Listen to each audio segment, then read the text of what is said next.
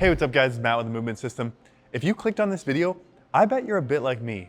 Maybe you grew up in the bodybuilding culture with Muscle and Fitness magazine and Arnold and Muscle Beach and all of these influences on your training. Now, especially if you grew up as a skinny kid like me, this early exposure to weightlifting probably served you well. But over time, maybe you saw some limitations with bodybuilding style training and it didn't really serve you and your goals longer term. We're gonna break down the exact training week of a hybrid athlete Monday through Sunday and give you examples of each workout to do each day. I'm gonna show you exactly how to incorporate power and athletic-based training with endurance training so that way you can compete in endurance events while also maintaining your athleticism. So you might be wondering, what exactly is hybrid athlete training? And hybrid athlete training can be different for everybody. For some people, it's bodybuilding style training combined with endurance training.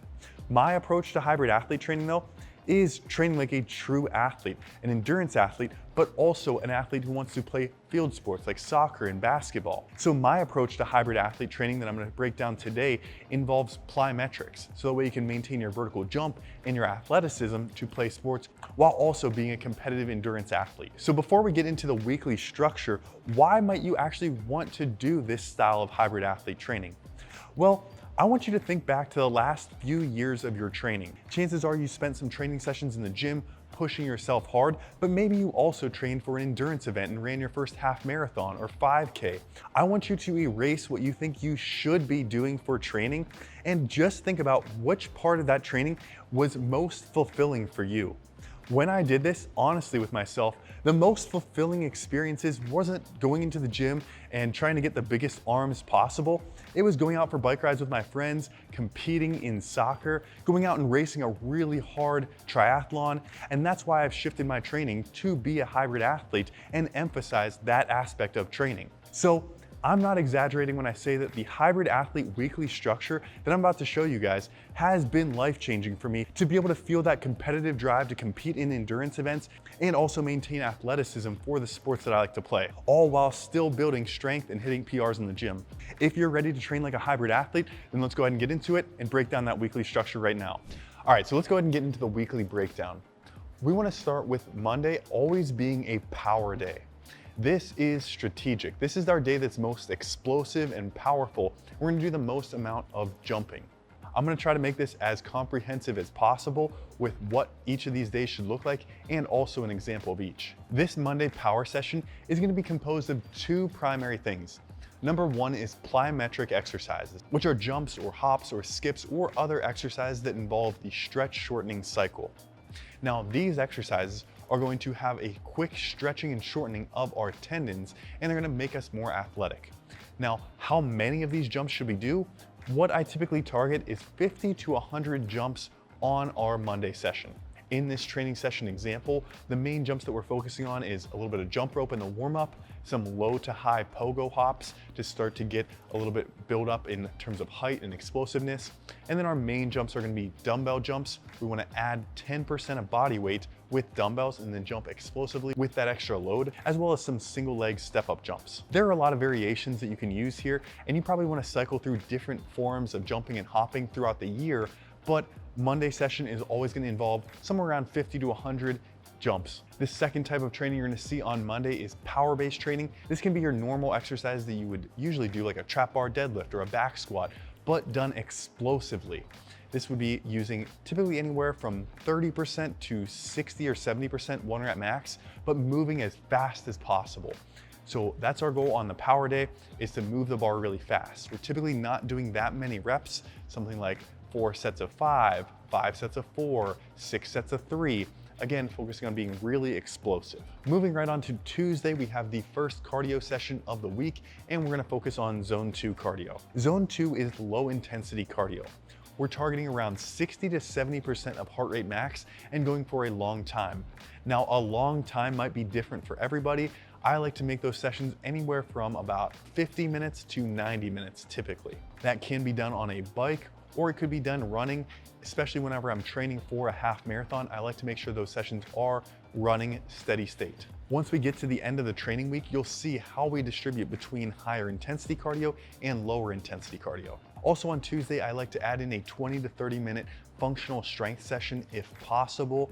I know that not everyone's gonna have that amount of time to train, but if you do, it can be really beneficial to have exercises like marches or step ups or something that involves single leg stability and building hip strength and core and trunk control. This will help improve your running economy and make you a more efficient runner over time. I also like calf raises and hamstring isometrics in that functional training session as well. All right, moving on to Wednesday, we have our strength day. This is the one day out of the week where you're gonna load the heaviest. I would encourage you to pick one exercise that you wanna focus on this strength day. Maybe that's deadlift for you or back squat, and you're trying to hit a PR on that exercise. We wanna load 3 to 6 reps at more than 80% of your 1 rep max and really focus on that one primary exercise. If you chose deadlift, for example, that's gonna be your primary focus, but then you're also gonna pick a few other movement patterns that you wanna load. For example, you might also choose to work on some pull-ups, work on a chest press, and work on maybe a lunge. Overall, this day should be low reps, fewer than 6 reps for most of your exercises, and very heavy. All right, moving on to Thursday, we have our interval training session. This is the training session where you're gonna be pushing harder intervals and your heart rate's gonna be a lot higher than it was during your zone 2 work. Now you have some options here with what types of intervals you wanna do. You could do really high intensity intervals where you're pushing for about 30 seconds and then you're resting for 3 or 4 minutes. What I often like to do though, especially whenever I'm training for a half marathon or a 5K, is to do longer intervals of 3 to 5 minutes right around lactate threshold. For most people, that's gonna be around 75 to 80% of max heart rate. If you're untrained, it might be a little bit less. If you're really well trained, it could be as high as 90% of your maximum heart rate. If you can handle it, I like to build up to around 8 sets of 3 to 5 minute intervals with a 1-to-1 work to rest ratio. So 5 minutes on, 5 minutes walking, 5 minutes on, 5 minutes walking, going back and forth about 8 times. I like the total length of this interval session to be around 40 to 50 minutes. So if you're doing 3-minute intervals, you can probably do about 8 3-minute intervals. Again, 3 minutes on, 3 minutes rest. If you're going all the way up to 5-minute intervals, you can probably fit about 4 of those in, 5 minutes on, 5 minutes rest. The goal with this training session is to push up that lactate threshold and improve your race pace. Moving on to Friday, we have Hypertrophy Day. This is the one day a week where we're gonna be doing higher volume training and we're gonna be getting a bit of a pump. I still like starting this session with plyometrics, 20 to 50 jumps or so we are still getting a little bit of power work, but the majority of this session will be more of a hypertrophy-based training session. You can do anywhere from 3 to 4 sets of 6 to 12 repetitions is my general target here. All right, and then moving on to the weekend. This is when we're gonna be able to do our long endurance training session. The way that I like to structure this is Saturday morning long endurance training session. This is going back to that zone 2 work, and we're gonna push for the longest training session of the week. For me right now, that's an 8-mile run, but for you, that might be a 5-mile run, that might be a 10-mile run, or that might be a long bike ride with friends. Target 60 to 70% of your maximum heart rate, and again, focus on duration here rather than intensity. Lastly, either on Saturday or Sunday, I like to add one more functional session, going back to those marches and step-ups and maybe even some calf raises and other running specific drills, as well as a few more plyometrics to again spread that power training and that jumping training out throughout the week. As an example, that might involve some band hip external rotations, some hip airplanes, and then maybe even a few vertical jumps. This schedule also leaves Sunday open for participating in sports or just going out for a hike or a walk or whatever you want to do recreationally on Sunday. Now, if we look back at that training week, what you can see is that the majority of our endurance training was focused on zone 2. If you nail all 3 of these, you can get up to around 3 to 5 hours of endurance training between the Tuesday, Thursday, and Saturday endurance training sessions. You also leave Sunday open, so especially if you're training for a half marathon, maybe you're adding another run there on Sunday as well. Now, you'll also notice that this program has enough plyometric training to maintain your power and even improve your vertical jump, because we're doing that primary session on Monday, and we're also sneaking in 30 to 50 jumps later in the week 2 more times.